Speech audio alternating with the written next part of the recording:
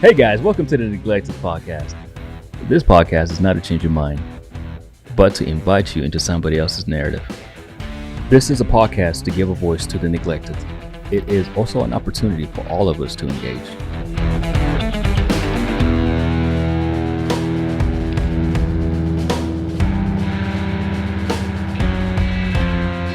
Hi, Neglected Podcast listeners. This is your host, Jovanna, and I am in the studio with a lovely guest. Her name is Sara.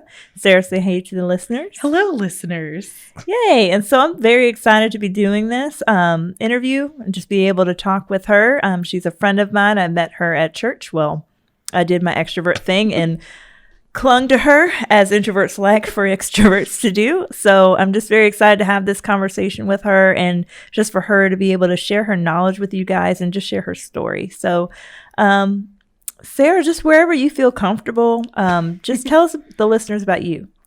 Like Jovanna said, my name is Sara. I'm in my late 20s. I'm an elder millennial. Nice.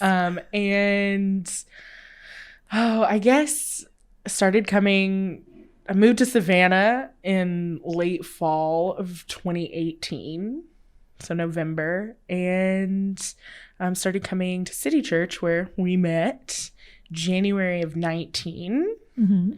And yeah, you really did kind of just like thrust friendship upon me. Yes, this is how I do. Yes. And that was fine. Yeah. I'm good when people thrust friendship upon me. So it ended up working out really, really well because I needed friends because I didn't have any when I moved down here. So that was really great and much appreciated. And look at us now. Yay.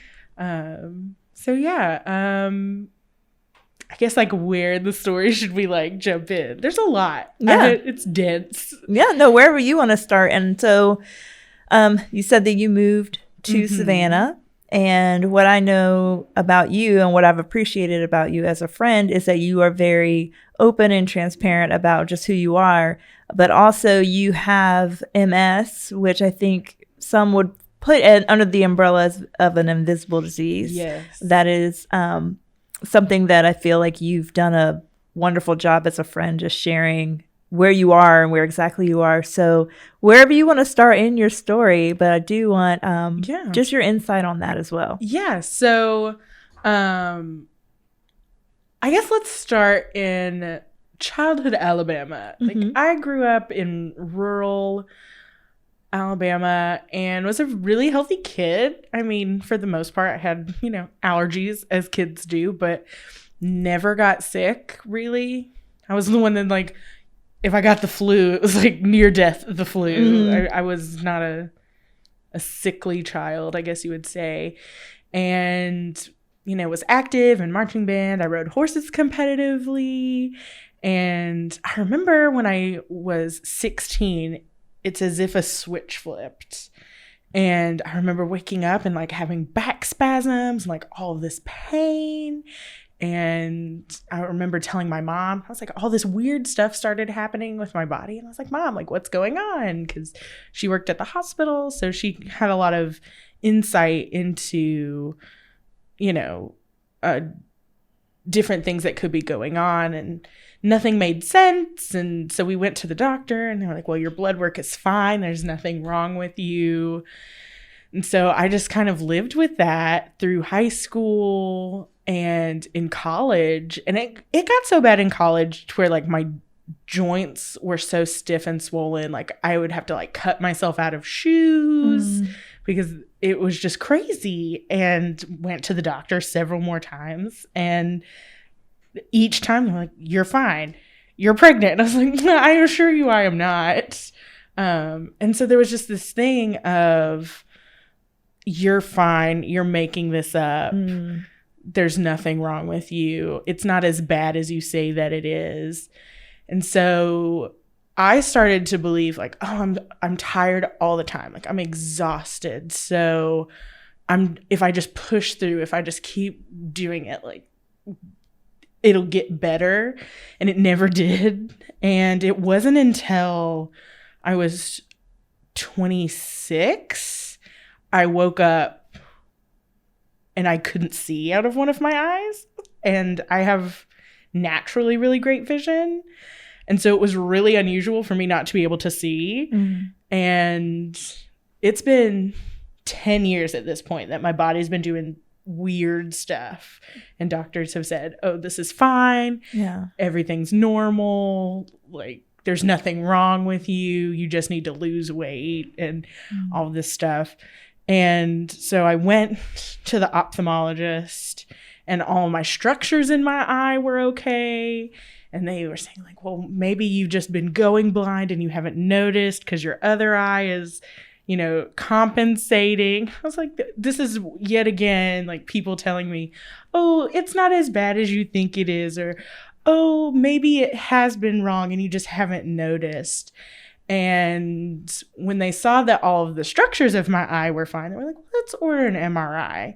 And that is when, on the MRI, there were the lesions on my brain. And so that's when it kind of was an indicator, like, oh, maybe everything's not okay. Yeah. And for people who don't know, MS, or multiple sclerosis, is a neurodegenerative disease. And so your nerves, kind of like wires in your house, have a protective coating on them. And that's called myelin around your nerves. And MS eats the myelin. And so it's basically like if you stripped a wire, the messages don't translate through your body correctly anymore. So you get all of these really weird symptoms throughout that don't make sense and don't show up on blood work and all of this. So it was really great to get a name. Yeah. And to know that I wasn't crazy, that my body was doing crazy things, even though I'd been told for 10 years, you're fine. Nothing's wrong with you. You're making it up. Just lose weight. Yeah. So it was really freeing to finally have proof. It's like, see, I'm not making it up. Yeah. No, that sounds really hard to not be believed. And I'm interested, just as far back as you can remember, and it doesn't have to be exact, but at 16, to be saying something's wrong, to be going to a doctor and then to be told, no, you're fine. And then the same period in college to be having these situations where you're having to cut yourself out of clothing and shoes and you're in a lot of pain and you're exhausted, and to still be told that there's nothing wrong with you. What was that like? What did that do to you, and mentally and emotionally? It was such a difficult time. And I think there is intrinsically in the medical community an unbelief of women. Like, they don't believe what women say. Whether that's, you know, if you go to like your OBGYN or just your general practitioners, it's like, oh, well, it's not as bad. And like, oh, you're making it up. And oh, you're just hormonal. And oh, this. And it made me feel crazy. Yeah. Because there was a point when I said, well, like, something's got to be going on in my body. Am I just making this up? Like, is it as bad? And so it made me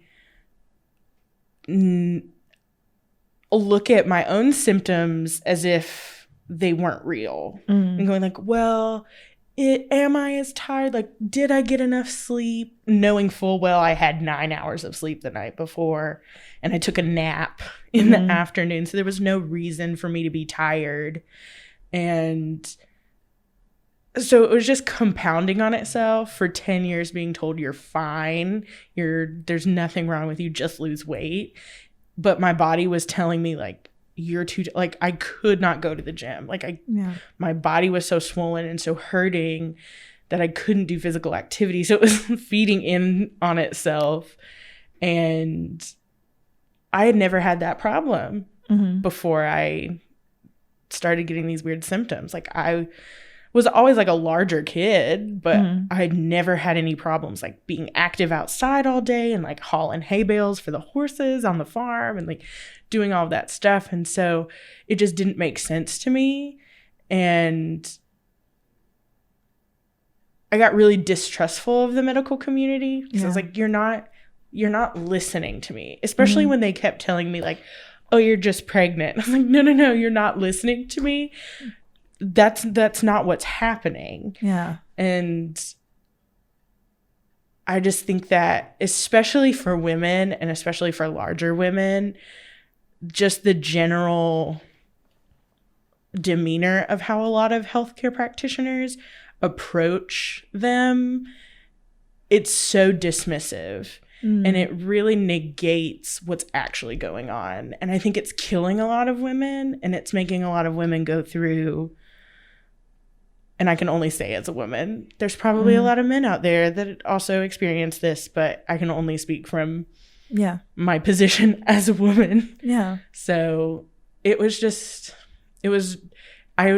so distrustful of doctors that I just wouldn't go for so long, that I was just like, well, they're just going to tell me everything's fine, and I know it's not. So why spend that money for someone to tell me they don't believe me?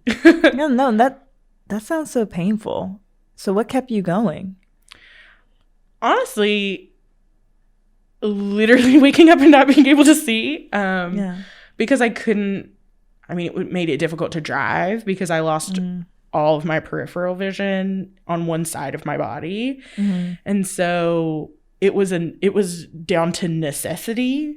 And I think if it had just continued to be the pain and the muscle spasms and the swelling and those types of things, I think I just would have continued to not go. But this was something that was such a huge and abrupt change. And it affected my work, and it affected just my daily life, that I had to go. And that's kind of what was the impetus of like, oh, I need to go to the doctor. Yeah. Like, so there had to be like the no choice. There's no more choice, because it sounds like you had gotten into a rhythm where this is just how it is now. Like, I'm just going to be in pain sometimes. I'm just going to have muscle spasms. Like, I'm just going to swell. Sounds like there was some acceptance to the symptomology. Yeah, and I think a lot of people with invisible illnesses go through that because so many of them are not detectable on blood work. You have to do more extensive searching and tests to actually find those things, that if you don't have a triggering event that would make a doctor look deeper, or if you have a doctor that's not really interested in looking deeper or finding answers for you, then I think it's a very common thread and theme for lots of people who struggle with invisible illnesses. Yeah. But for you, after finally getting the diagnosis, you said that it was freeing. Describe for the listeners what that felt like, to finally have a name, to finally know that for the last 10 years, this has been a real event, that not something that you made up. Yeah, it's putting a name to the monster. It's not just the scary shadow that you know is there, but other people can't see it. I had a name, and it was real.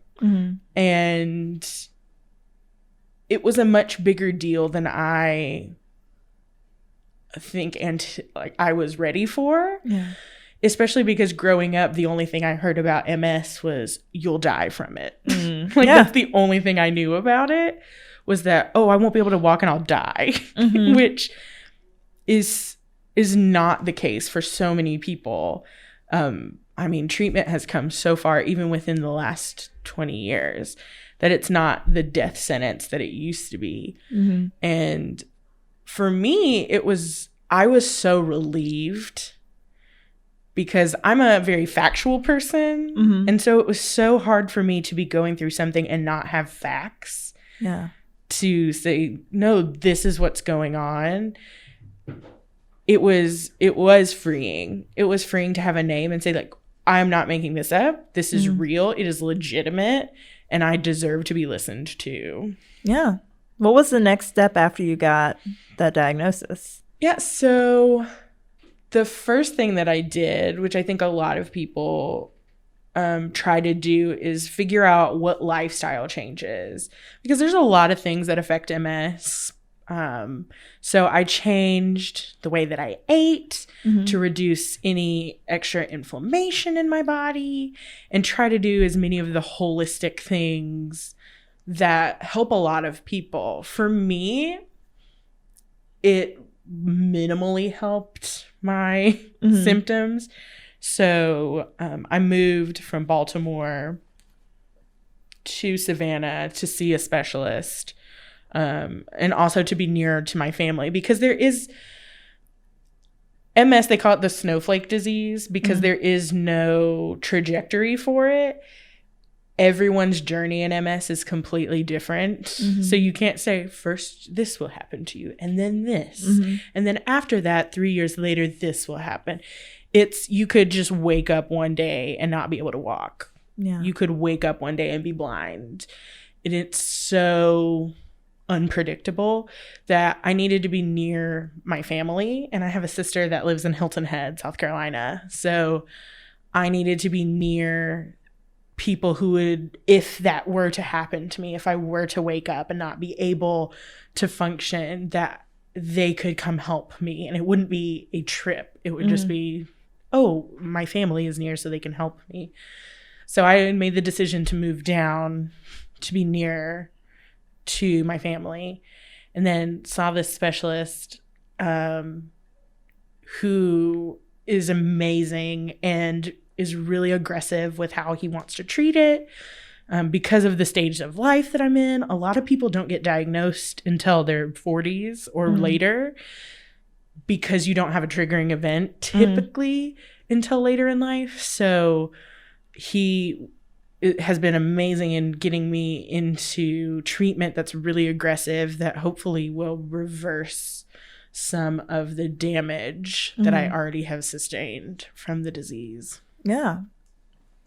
No, that what you were talking about just it being a snowflake and there not being any one person, there's no like model, there's no like, as you put it, like this will happen, then this will happen.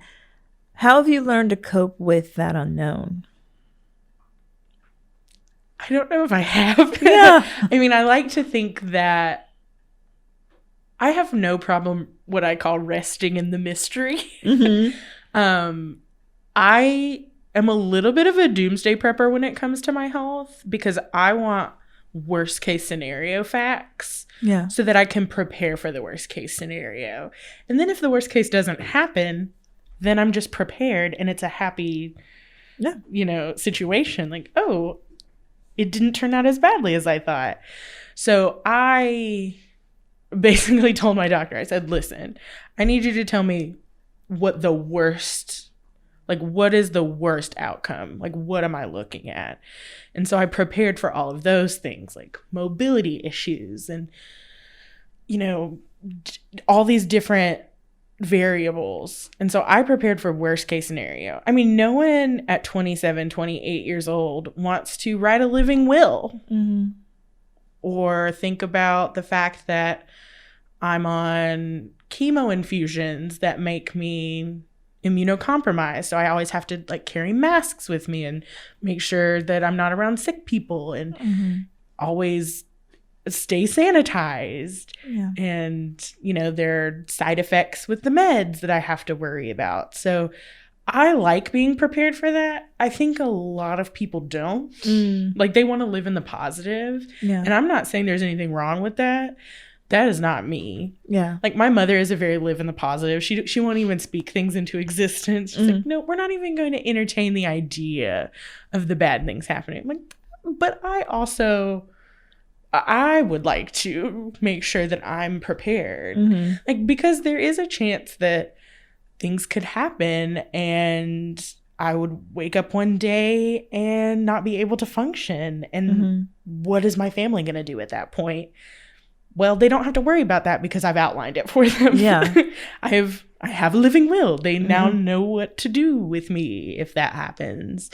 So for me, I think the best thing that I could do for myself was plan for the future. No, I mean, I think that is a skill, and that's something that just from what you were saying earlier about being a person of facts, I mean, that makes sense. That goes almost hand in hand of that logic, that thinking and planning and knowing that you have a plan. But I think what's interesting about what you're saying is you sprinkled in a little bit about having conversations with your mom. I do want to ask about support. Like, what has support been like for you in this journey of seeking a diagnosis and now having a diagnosis and being in treatment? I have been so fortunate. Mm-hmm. My friends and family are the most supportive people. Even before my diagnosis, my family always believed me. And I think that was good for me. Like, my mom was always like, have you gone to the doctor? Have you gone to the doctor? I'm like, yes, they told me everything was fine. I don't want to go to the doctor anymore. Mm-hmm. I mean, even to the point, like, my sister was like, maybe you have fibromyalgia. Like, maybe you have this. Maybe you have this. Like, all of these different things. They were always offering up research and, well, it could be lupus. Like, it could be this. And so throughout my diagnosis journey, I mean, the day that I got my MRI results that basically said that I had MS, I called my family and I cried, and they were like, you know what? We're going to get through this. It's okay.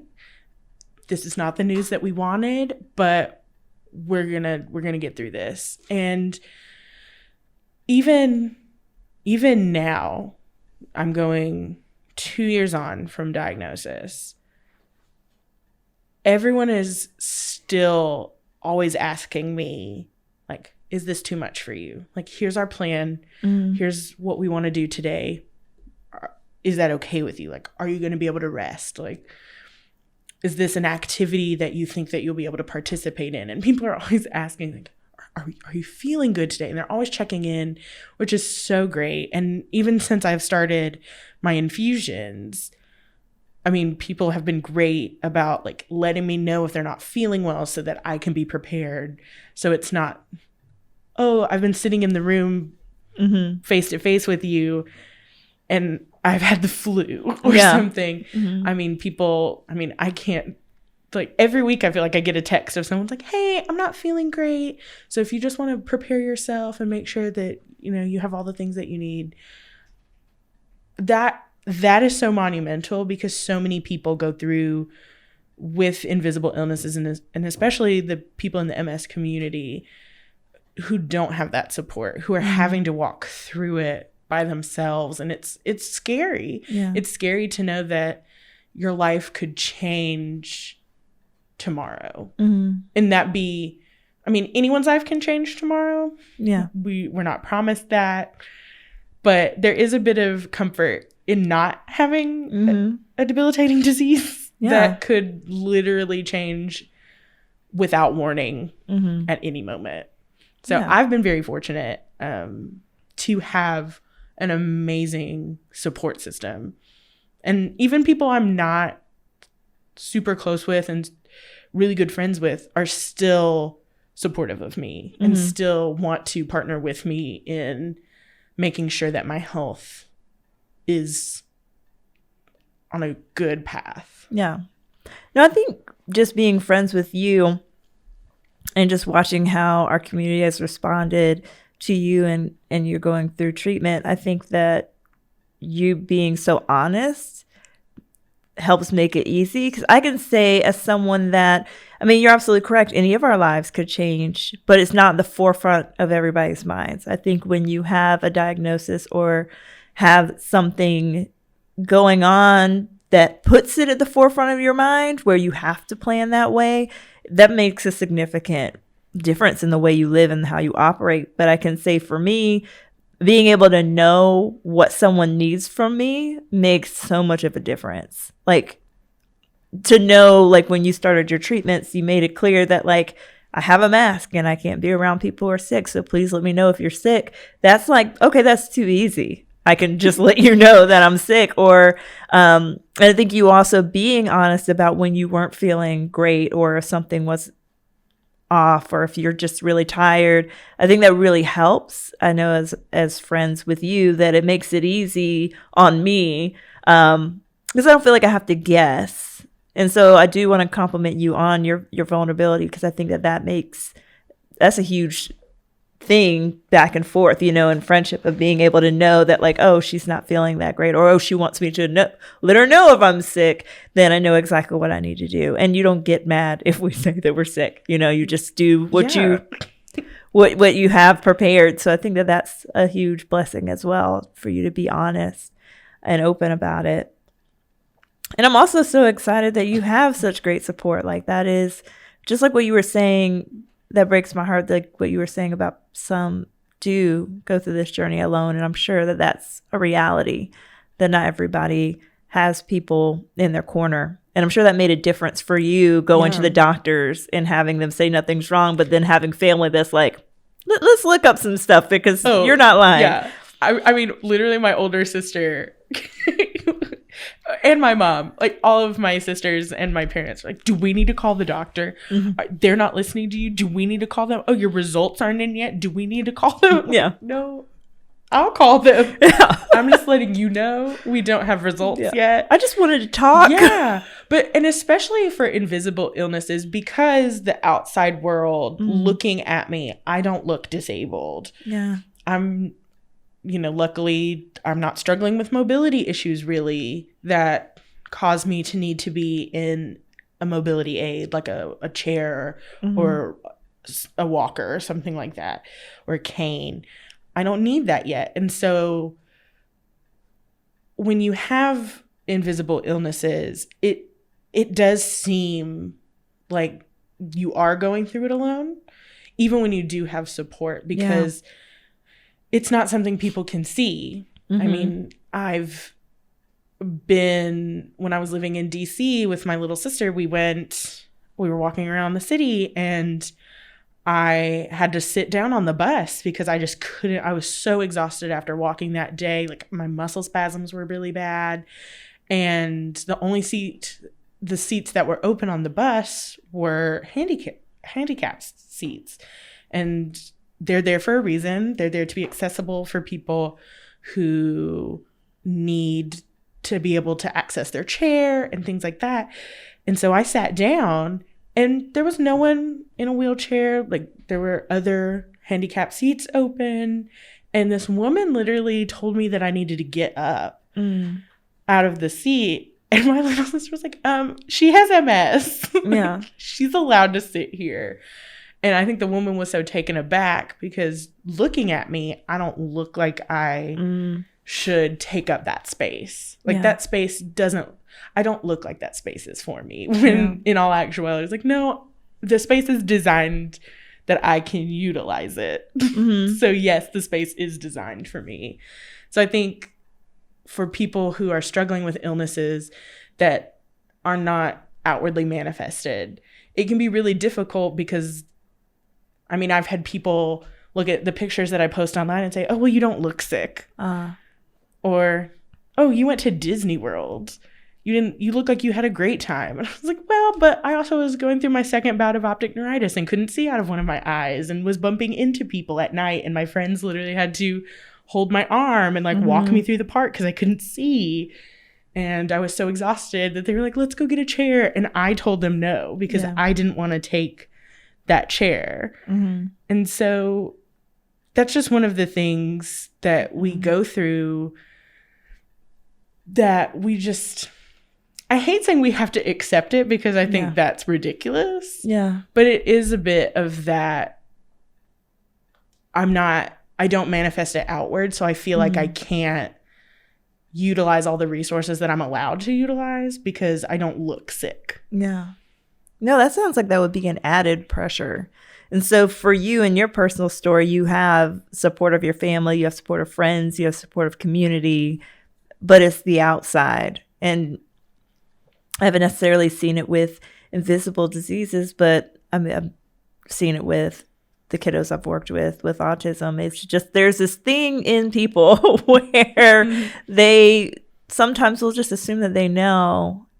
And I think that is something that we're seeing a lot in culture right now, is running with the own narrative that we have in our minds. So just that narrative that you painted of, well, she doesn't look sick, so she's being lazy, as opposed to, well, maybe there's something going on that I don't know about. And that has to feel like people are making judgment calls on you when you are internally going through things that nobody can see. Yeah. No, so what you mentioned before about that's not something necessarily that you guys should accept. How do you deal with that, that reality that you might need to use a chair, but someone might look at you and think, well, she doesn't need that. She's just being lazy.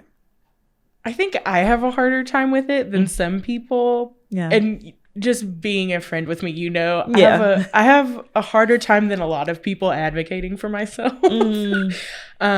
Because I think there is a lot of, I'm 28, I shouldn't need this. Like, I'm perfectly healthy. Mm-hmm. I don't need to take it. And I will put myself through more pain to almost fit a societal idea. Yeah. And to not take that chair, to not use that cane today, or, to give up my seat on the bus so that so that I don't look lazy. Yeah. So that's something I personally have a difficult time with, just from my own personality of not wanting to ruffle feathers. But it's something that I'm trying to be better at. I mean, again, my sisters will all speak up for all my friends. Like, if anything were to happen, that if someone on the outside would be like, she's just lazy, she doesn't need that. Yeah. I'm pretty positive every single member of my family and every single one of my friends would be like, well, actually. Yes. And would step up on my behalf, which is great. Because when you do find it difficult to fight for yourself, it is great to have other people that, and not necessarily that it's a fight, but it just a lack of education of people and just assumptions. Yeah. They're just like, oh, well, I assumed. I was like, well, you assumed wrong. Yeah. You were incorrect in that statement. But that's hard for me. That's hard for me to, now it's crazy because if that were one of my other, like if the roles were reversed and one of my friends was in my position, I would be the first person to be like, let me tell you what you're not going to do right now is this that you're doing. Yeah. So it's weird that I feel like I can't do that for myself because I think there's still a societal stigma in my own mind of like, I'm not that sick. Gotcha, like the sliding scale of sickness, which is made up and imaginary, but it exists even in my own mind of being like, well, I'm not that sick. It's like, girl, yes, you are. Like, literally your leg is spasming right now and you shouldn't be walking or standing. You should be sitting. It's like, oh no, I'm fine. And so it's something I struggle with and have to change my own mentality about. Yeah, no, I appreciate you sharing that observation about yourself because I think that self-advocacy is a different skill set because what you were saying, because there's that friction going on in you anyway. Yeah. That's like, oh, but I'm not that bad off. Like, and what are people going to think? And I don't want to ruffle any feathers. Like, I think that you're fighting against that too versus like when you're advocating for someone else, you're like, oh no, not her or not him. Like that's my person. Yeah. But I appreciate you sharing that because I'm sure that there are people who are in different levels, whether it be that they have an invisible disease or that they have mental illness or they have things going on in their life. I think that we don't all arrive, like I think that sometimes we have things down packed, like the things that you have down packed that you've shared is that you're great at like planning and you're very open and honest and you keep things like educational, because I think if anybody has a question, you don't shy away from answering it, which I think is great because that helps all of us understand further. But self-advocacy is what you're learning. And I think that we're all at different stages at those things. So I appreciate you sharing that. One last topic that I did want to touch on before we draw it to a close is you had mentioned your age of being 28. And so what's that like for you being so young and having this diagnosis? It's tough. Yeah. I think we're gonna get deep, right? Yeah, let's touch souls. Let's do that. Touch souls. I think it's difficult to be at an age where, they tell you your life is just beginning. And especially as someone who is unmarried and doesn't have children and has so much still to live for and to experience, it was difficult getting the realization of my diagnosis, because especially with like dating, which is already the worst, it's already awful. Yeah. But to have the added pressure of like, yes, and by the way, I also have this incurable disease. And I mean, again, if the positions were flipped, I don't know if someone would be like, hey, have this issue, are you willing to like saddle up and live with that for the rest of your life? That's tough. Yeah. And then having to think about like, oh, if I have kids one day, and there are plenty of people who have MS that have children, and it doesn't really hinder your ability to have children, but like the chance of relapse goes up by I think like 35-40% for women after you give birth. And so just to think about having a child that like having to explain to a small child, like, it's not that mommy doesn't love you, it's that she's just really tired today and she can't do physical things with you, she ride bikes with you or go with you to the park today, or all of these different things. And so those are real situations I have to think about for the future. It's like, do I want to be that open and honest with myself and be, say these are real things that could happen? Yeah. That if I have a child, do I want to open myself up to the possibility of like not being able to be the mom that I would want to be, and saddle a child who, I think kids are very intuitive and they know when things are wrong, to have to explain to my child all the time, like, mommy's not feeling great and mommy can't do that. Like that would weigh on my soul just as a person. So it's difficult because I haven't experienced any of that. And because you usually get diagnosed later in life, there's sometimes a little more time. And so it's not that I have less time, but I feel like I have to use my time wisely and differently than if I didn't have this situation with just what's going on in my body. So your perspective is way different. Like you're not, and I hope you know that I'm not necessarily feeling like anything you said is negative. I think that your realism is coming out as you're speaking. But I think that from what it sounds like to me is that there's just a lot of things that for you as a 28-year-old, you're having to navigate and think about that perhaps your 28-year-old peers are not thinking about. Right. And because a lot of the community found out when they were older, you might not feel like you have support in navigating it as much. It sounds like you're getting some insight because like, oh, okay, it is possible to be a parent. It is possible to be married, but they were already married and they already had kids. Is that what you were getting at? Okay. They were already locked down in an agreement. Yes. I do not have that agreement. Nothing's been notarized. No lawyers were present. Yeah. So and again, there's nothing about having MS that prohibits any of those. It's just, for me personally, those things weigh heavily on me, and making those decisions weigh heavily on me. So, and again, I'm never the person that's going to ask someone to be like, yes, come partake in this journey of my illness.